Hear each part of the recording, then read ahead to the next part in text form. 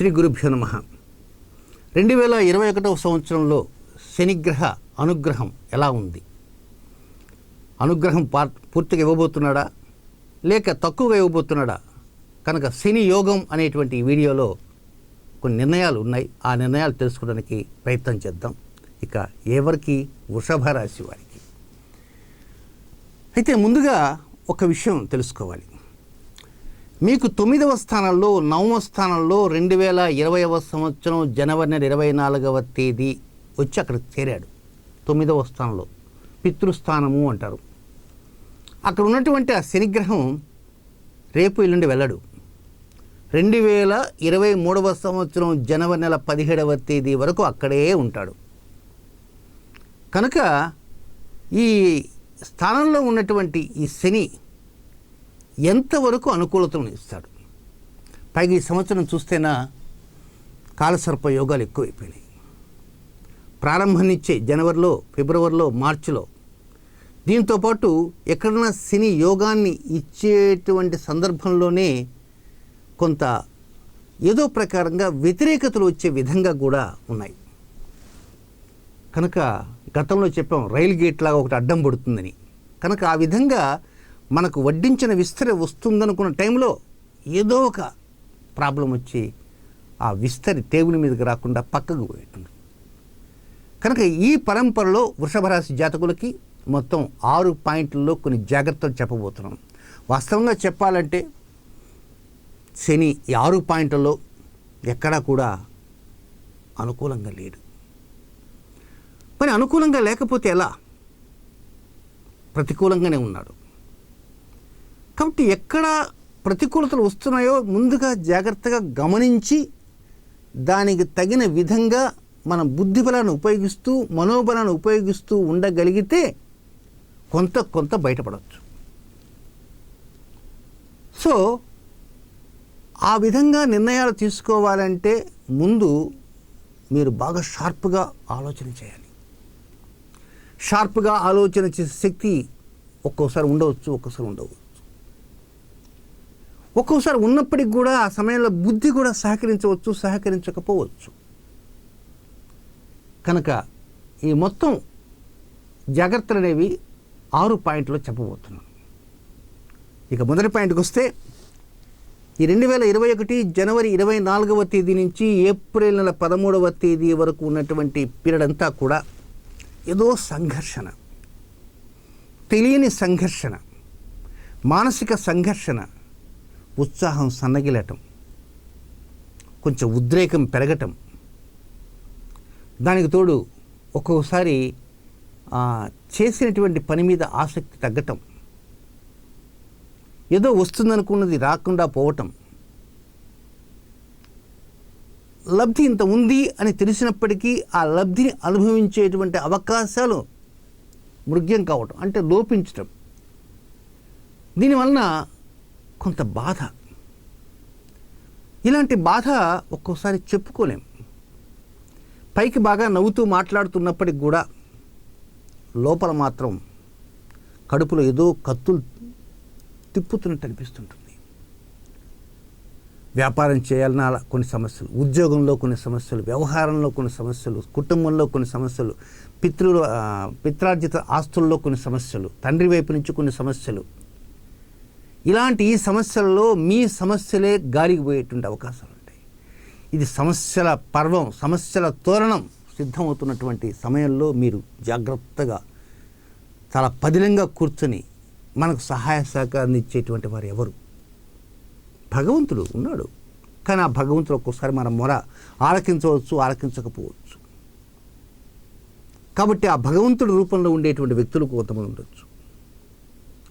కనుక అలాంటి వారి సహాయ సహకారాలు కూడా అవసరం. వీటన్నిటికంటే ముందుగా తన్నుకొస్తున్నటువంటి ఆవేశాన్ని కంట్రోల్ చేసుకోవాలి. ఈ ఆవేశమే ఒక్కోసారి అనర్థానికి దారితీస్తుంది. ఆ సమయానికి బుద్ధిబలం లోపిస్తుంది, మనోబలం లోపిస్తుంది, వాగ్ధాటి మాత్రమే పెరిగిపోతుంటుంది. అది ఇది ఏదేదో మాట్లాడేసేవాడికి జీవితంలో ఏదో సాధించాలనుకున్న ప్రగతి చక్రాలు ఉంటాయి. ఆ చక్రాలు కూడా ఆ దెబ్బకి ఊడిపోయేటువంటి అవకాశాలు ఉంటాయి. ఆ విధంగా ఉంటుంది కనుక మీరు చాలా జాగ్రత్తగా ఆలోచన చేయాలి. దీనికి ఏదైనా పరిహారం ఉంటే చెప్పండి. ఈ పరిహారం అనేది వద్దు. ఇప్పుడు ఈ 6 పాయింట్లకి అనుకూలం కాదు, పరిహారాలు కాదు. ఆయా రాశి ఫలితాలు చెప్పే సమయాల్లో చిన్నపాటి పరిహారాలు చెబుతుంటా, అవి జాగ్రత్తగా వింటూ వాటిని చేసుకోవటము. ఇక్కడ మనస్సుని బుద్ధిని ఈ సంవత్సరంలో ఈ రెండు కూడా అనుకూలంగా కాదు కనుక మనోబలాన్ని బుద్ధిబలం నియంత్రించుకుంటూ, ఏం మాట్లాడుతున్నారో ఆలోచన చేసుకుంటూ, ఎవరితో మాట్లాడుతున్నారో తెలుసుకుంటూ, స్థాయిని మర్చిపోకుండా, మెయిన్ పాయింట్ అది, మీ స్థాయిని మర్చిపోకుండా ఎదుటివారి స్థాయిని గమనిస్తూ పావులు కడపాలి. అలా చేసినప్పుడే కొంతవరకు అనుకూలత. అదేం చేస్తుంది అనుకుంటే అది చేసే పని చేసి కూర్చోబెడుతుంది. అందువల్ల టేక్ కేర్. ఇక రెండవ పాయింట్ ఏంటంటే, ఏప్రిల్ నెల 14వ తేదీ దగ్గర నుంచి జూలై నెల 14వ తేదీ వరకు ఉన్నటువంటి 3 మాసాలు, ఏప్రిల్ 14, జూలై 14, ఈ 3 మాసాలలో ముందు ఏమిటి అంటే, దంపతుల మధ్య ఏదన్నా సంఘర్షణ ఉందా గమనించండి. పైకి బాగానే ఉన్నట్టుంటుంది, కానీ లోపల ఏదో అంతర్గతంగా ఉంటుంది. లేదా వివాహ సంబంధమైనటువంటి నిర్ణయాలు ఏదన్నా చేస్తున్నప్పుడు మనకు తెలియకుండా ఆ నిర్ణయాల వెనక ఏదైనా ఉండొచ్చు సమస్య. కాబట్టి కొంచెం లోతుగా ప్రస్తావన చేయాలి. శుభకార్యం అంటే, ఒక వివాహం చేస్తున్నామంటే హడావిడిగా ముగిసేటువంటి ఒక రోజులో అయ్యే పని కాదు. 10 కాలాల పాటు చక్కగా ఆ కాపురం నిలబడాలి. కాబట్టి మొట్టమొదటి తీసుకునే స్టెప్ జాగ్రత్తగా తీసుకోవాలి. ఆర్థిక వ్యవహారాలు ఎక్కడన్నా కొంత ఖర్చు అయ్యేటువంటి అవకాశాలు పెరగవచ్చు మీరు చేసినటువంటి నిర్ణయాల వలన. మనం చేసే ప్రతి నిర్ణయం వల్ల ఖర్చు అవుతుంటుంది. అనుకూల నిర్ణయం అయితే బాగుంటుంది, ఒక వ్యతిరేక నిర్ణయం అయితే అనవసర ఖర్చుతో. కాబట్టి డబ్బు కొంచెం ఖర్చు అయ్యేటువంటి అవకాశాలు ఉంటాయి. ఆ నిర్ణయాలు జాగ్రత్తగా తీసుకోవాలి. తొందరపాటు నిర్ణయాలు ఉండకూడదు. భార్యాభర్తల మధ్య సమన్వయంగా ఉండాలి. అంతేకాకుండా సంయమనం పాటించాలి. ఒక వ్యవహారం ఉంటే ఇద్దరు కూడా సముచితంగా మాట్లాడుతూ ఆ వ్యవహారాన్ని సమన్వయం చేసుకుంటూ ముందుకు వెళ్ళాలి. ఒక సమస్య అయినా సరే ఇద్దరు జాగ్రత్తగా సమన్వయం చేయాలి. ఒకరు ఒక రకంగా చేసి ఒకరు ఒక రకంగా చేస్తే అది కాదు. కనుక ఇద్దరు సంయమనం పాటించాలి. ఇక్కడ సంయమనం ఎందుకుంటున్నాను, ఇలా కాదు అలా ఇలా చేయాలంటారు, అవతల కాదు ఇలా చేయాలంటారు. అక్కడే మాట పెరుగుతుంది. సో సంయమనం పాటించాలి. ఘర్షణ రూపంలో ఉండకూడదు. డబ్బు దగ్గర చాలా జాగ్రత్తగా ఉండాలి. కుటుంబ వ్యక్తుల యొక్క అవసరాలు ఉంటాయి, ఎన్నో అవసరాలు ఉంటాయి. శ్రీమతి గారి అవసరాలు శ్రీమతి గారికి ఉంటాయి, శ్రీవారి అవసరాలు శ్రీవారు ఉంటాయి. కుటుంబంలో ఎన్నో ఖర్చులు ఉంటాయి. ఇంత డబ్బే సరిపోతుంది, ఉంచుకో, ఇంతకన్నా నా దగ్గర ఎక్కువ లేదంటారు ఒక్కోసారి అయ్యగారు. అవి ఎక్కడ సరిపోతాయండి అనొచ్చు. మీ నాన్న దగ్గర తెచ్చుకో అంటారు. ఇవి కాపురం ఉన్న తర్వాత ఎన్నో ఉంటాయి. డబ్బు దగ్గర చాలా జాగ్రత్తగా ఉండాలి. శని అందులో నవమంలో ఉన్న కారణంగా ఒక్కోసారి కొన్ని సమస్యలను తెలియకుండానే ఇస్తుంటాడు. So take care. ఇక 3వ పాయింట్కి వచ్చేసి, జూలై నెల 15వ తేదీ దగ్గర నుంచి ఆగస్టు నెల 16వ తేదీ వరకు కేవలం ఒకే ఒక్క నెల. ఈ నెలలో మీ ఉద్యోగం కంటే కూడా ఆరోగ్యం కంటే కూడా మీ గృహం కంటే కూడా మీ నడిపే వాహనం కంటే కూడా మీరు ఉండే అద్దె ఇల్లు లేక సొంత ఇల్లు, ఈ విషయాల్లో ఏమన్నా లోపాలు ఉన్నాయా? కరెంటు వైరింగ్ ఉంది, ఇది ఏమన్నా షార్ట్ సర్క్యూట్ జరిగే అవకాశాలు ఉంటాయి. ఒక్కోసారి పాత వైరింగ్లు ఉన్న హౌసెస్ ఉంటాయి, కొంచెం గమనించాలి.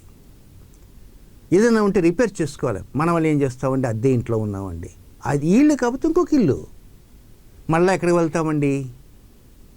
మరి ఇల్లు దొరకాలి కదా. మరి అది ఏదైనా జరగడానికి జరిగితే అప్పుడేంటి పరిస్థితి? కనుక ఏదైనా జాగ్రత్తలు తీసుకోవాలి, ముందు జాగ్రత్తలు తీసుకోవాలి. చేతులు కాలిన తర్వాత ఆకులు పట్టుకుంటే లాభం లేదు. ఆరోగ్య విషయంలో ఎక్కువ శ్రద్ధ పెట్టాలి. డాక్టర్లు చెప్పిన నిర్ణయాలకు ప్రాధాన్యత ఇవ్వాలి. ఇలాంటి ఆలోచన చేశారనుకో హైలైట్ అయిపోతారు మీరు. కానీ జాతకం చేయనివ్వదుగా. ఏముంది, ఒక నెల కళ్ళు మూసుకుంటే 30 రోజులే కదా, 30 రోజులు షార్ట్ సర్క్యూట్ ఏం కాదు. షార్ట్ సర్క్యూట్ అవుతుంది చెప్పటలేదు సుమా, అవకాశాలు ఉండొచ్చు. సరిగా డోర్ సరిగా పడకపోవచ్చు. ఒకసారి రాత్రిపూట పొరపాటున లోపల పక్క లాక్ చేయలేకపోవచ్చు. వాడు నెట్టుకొని వస్తాడు, ఇంట్లో వస్తువులు తీసుకుపోతాడు. లేక తాళం వేసి ఎక్కడ వెళ్ళామనుకోండి, మరో తాళం పెట్టి తీస్తారు. ఇవన్నీ జాగ్రత్తలు. దీనికి ఏదో పరిహారం పాటిద్దాం, దేవునికి టెంకాయ కొడదామంటే ఏమైనా అవసరం ఉందా? మనం సరిగా తాళం వేయకుండా దేవుడి దగ్గర టెంకాయ కొడితే దొంగ రాకుండా ఉంటాడా? దేవుడి దగ్గర టెంకాయ కొట్టారు వాళ్ళు, కర్పూర హారతి ఇచ్చారు కాబట్టి మా ఇంటికి మనం వెళ్ళకూడదని దొంగ ఏమనుకోడు. వాడి పాటికి వాడు వస్తాడు, వాడి పని వాడు చూసుకుని వెళ్ళిపోతాడు. సో ఈ విషయాన్ని కూడా టేక్ కేర్.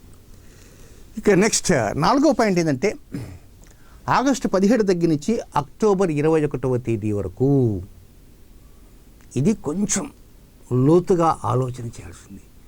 గత జన్మలో ఏమన్నా మన పాపాలు ఏమన్నా చేసి ఉండొచ్చు, లేక పుణ్యాలు చేసి ఉండొచ్చు. పుణ్యాలు ఉంటే పుణ్య పరంపర వస్తుంది, పాపాలు చేస్తుంటే పాపకర్మల పరంపర వస్తుంది. కాబట్టి అలాంటిది అటు పుణ్యం అన్న రావచ్చు, పాపం అన్న రావచ్చు. ఏం చేసామో మీకు తెలియకపోవచ్చు, అవి జాతకాల్లో ఉంటాయి. కాబట్టి పాపం చేసాము, పుణ్యం చేసామని. ఏది ఏమైనా ఆగస్టు 17 నుంచి అక్టోబర్ 21 వరకు గత జన్మకు సంబంధించిన ఒక విస్తరి రెడీగా ఉంది. ఈ విస్తరి ఎలా ఉంది? ఘుమఘుమలాడుతూ ఉండొచ్చు, షటసోపేదన భోజనం ఉండొచ్చు, లేకపోతే ఆకలితో ఏదో అన్నం మెతుకులు ఉండొచ్చు. అంటే దీన్ని బట్టి మీరు అర్థం చేసుకోవాల్సింది ఏంటంటే ఆగస్టు 17 నుంచి అక్టోబర్ 21 దాకా అది తీసుకపోతే పైకి బ్రహ్మాండంగా తీసుకుపోతుంది, లేకపోతే ఏమి ఇవ్వదు. అది టాస్ వేస్తే అంతే, గెలుపు ఓటములు దైవాధీనం. అయితే దైవాధీనం ఉన్నప్పుడు మనం ఎట్లా? కనుక ఏంటంటే మనం ఉదాహరణకే ఉంది, ఒక రెండు రోజుల క్రితం 3 రోజుల క్రితం ఎవరినో ఏదో మాట అన్నాము, ఆ తర్వాత వాడు ఏం చేస్తాడు? పోలీస్ కేసు పెడతాడు. కనుక దానికి ముందు నుంచి అందరితో చక్కగా మాట్లాడుతూ, నవ్వుతూ, పలకరిస్తూ, ఎవరిని హేళనగా మాట్లాడకుండా, దూషించకుండా, అందరూ మనవారే అనేటువంటి ధోరణిలో ఉంటూ మీ పని ఎంతవరకు అంతవరకే చూసుకుంటూ వెళ్ళాలి. అనవసరం దాంట్లో ఏలు పెడితే అంతవరకు కష్టం, సమస్యలు వస్తాయి. కాబట్టి మెయిన్ ఏమిటంటే దీపం ఉండంగానే ఇల్లు చక్కబెట్టుకోవాలంట. మంచం ఎంతవరకు ఉందో అంతవరకే ముడుచుకోగలరు. కనుక మనకు అవసరాలను మించి స్థాయిని పెంచుకుంటూ వెళ్ళాలనే కోరికతో మాత్రం వద్దు. అనవసరం రుణాన్ని పెంచవద్దు, రుణాన్ని తగ్గించుకోవడానికి ప్రయత్నం చేయండి. శత్రుత్వాన్ని పెంచుకోవద్దు, శత్రుత్వాన్ని తగ్గించుకోండి. తెలియని అనారోగ్యం లాంటి ఏదైనా ఉందనుకో తక్షణమే డాక్టర్ని చూపించుకోవడానికి ప్రయత్నం చేయండి. ఇది ఆగస్ట్ 17 నుంచి అక్టోబర్ 21 వరకు. నెక్స్ట్ 5వ పాయింట్ ఏంటంటే అక్టోబర్ 22వ తేదీ దగ్గర నుంచి డిసెంబర్ 5వ తేదీ వరకు ఇది కొద్దిగా అర్థం కాకుండా ఉంటుంది. మీరు ఎంతో ప్రేమించేటువంటి వ్యక్తులు కొంతమంది ఉండొచ్చు. అలాంటి వ్యక్తులతో అనుకోకుండా మీరే ద్వేషం పెంచుకోవచ్చు ఈ సమయంలో. లేదా మీరు ప్రేమించే ఆ వ్యక్తులే మీతో ద్వేషం వారు పెంచుకోవచ్చు. అంటే ఈ సమయంలో మనకు శత్రుత్వాలు ఏవో ఉన్నాయి. కాబట్టి అప్పుడు శత్రుత్వం ఉన్న ఫలంగా ఎందుకు వస్తుంది? దానికి ముందు ఒక 4-5 నెలల నుంచి మనం అంతా జాగ్రత్తగా ఉంటే అక్కడ శత్రుత్వాలు ఉండవు. పొరపాటు మాట ఏదో మానేస్తాం అనేసరికి అవతల వాళ్ళు హర్ట్ అయిపోతారు, అంతే. ఇంకా అక్కడి నుంచి ఇద్దరి మధ్య పచ్చగడ్డేస్తే భగ్గుమంటుంది. సో శత్రుత్వాలను పెంచుకోవద్దు. ఎదుటివారు హర్ట్ అయ్యే విధంగా చేష్టలు ఉండకూడదు. ఎదుటివారు మిమ్మల్ని గౌరవించే విధంగా ఉండాలి. ఉండగలరు, చేయగలరు, కానీ మనని జాతకం ఒక్కోసారి చేయనివ్వదే. బుద్ధిబలం, మనోబలం ఒక్కోసారి వాటి పనులు అవి చేస్తాయి. కనుక మనస్సుని, బుద్ధిని కంట్రోల్ చేసుకుంటూ ఉండాలి 2021లో. ఆ విధంగా మీరు కంట్రోల్ చేసుకుంటూ ఉండగలిగినప్పుడు మాత్రమే ఏదైనా సాధించగల శక్తి మనకు వస్తుంది. దాంతోపాటు ఆ సమయంలో తెలియనటువంటి ఏదో ఒకటి తినేసేసి అనవసరమైన రుగ్మతలు తెచ్చుకుంటే వాళ్ళు కొంతమంది ఉంటారు. సో జీర్ణం కానిటువంటి తినేది ఇంకా అక్కడి నుంచి డాక్టర్ తిరిగిపోయేది. ఏదైనా సరే కొంచెం ఆలోచన చేయండి. చివరిగా ఉన్నటువంటి 6వ పాయింట్ డిసెంబర్ 5వ తేదీ దగ్గర నుంచి నెలాఖరు దాకా ఆ సమయంలో మాత్రం దంపత శత్రుత్వాలకు దూరంగా ఉండండి. దంపతులు బాగా సరదాగా మాట్లాడే ప్రయత్నం చేయండి. ఆ సమయంలో వివాహ శుభకార్య పరంపర ఉంటే, ఎక్కడ శుభకార్యం జరుగుతుంటే అందరూ చేరతారు. ఎవరో ఒకరు రకరకాల మాట్లాడుతుంటారు. ఒక్కోసారి ఒకరు మాట్లాడేది ఇంకొకరికి వ్యతిరేకంగా ఉండవచ్చు, వారు మాట్లాడేది వీరికి అనుకూలంగా ఉండవచ్చు. కనుక ఏంటంటే డిసెంబర్ 5 నుంచి డిసెంబర్ 31 వరకు ఉన్నటువంటి సమయంలో అలాంటి టాపిక్స్ ఏదైనా వచ్చాయంటే మీ పాటికి మీరు కామ్గా ఉండటమే శ్రేయదాయకం. ఒక చర్చ జరుగుతుంది, వివాహానికి పోతారు, లేదా ఒక నలుగురు కూర్చొని మాట్లాడుతుంటారు, అక్కడ ఏదో ఒక విషయం వస్తుంది, వెంటనే మీ అంతటా మీరు పూసుకొని మాట్లాడారనుకోండి, అప్పుడు అది సమస్యకి ప్రధానంగా బీజం పెట్టేస్తుంది. కానీ మీ ఎవరు చెప్పింది వినటం. ఒకవేళ మేము క్వశ్చన్ ఏమిటండి మనకి ఎందుకండి ఇవన్నీ, మన పనులు మనం చేయటం, ఏదో వ్యవహారం ఉద్యోగం అంటే చాలు, వారు ఎటుపోతే మనకి ఎందుకు సారు, ఏదోలేండి కష్టపడుతున్నాం, ఎదుగుదల లేదు, ప్రమోషన్ రాలేదు, దానికోసం తాపత్రయపోతామని ఏదో రకంగా మాట మార్చి తప్పుకోవటమే మంచి తప్ప అనవసరంగా దాంట్లో జోక్యం చేసుకున్నారనుకో అవి రికార్డెడ్గా నిలబడిపోతాయి. సో డిసెంబర్ 5 నుంచి డిసెంబర్ 31 వరకు అలాంటి విషయాలు మనం జాగ్రత్తగా ఉండాలి. టోటల్గా చెప్పాలంటే 2021 ఎక్కడా కూడా అనుకూలతను ఇస్తున్నట్టుగా మీకేమైనా అనిపించిందని నా మాటల వలన నాకు తెలిసి ఎక్కడా అనిపించడం లేదు.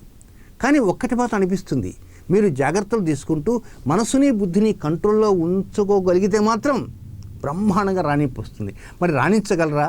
అది మీ జాతక సరళిని బట్టి ఉంటుంది, మీ మనో నిర్ణయాలను బట్టి ఉంటుంది, మీ బుద్ధి బలాన్ని బట్టి ఉంటుంది.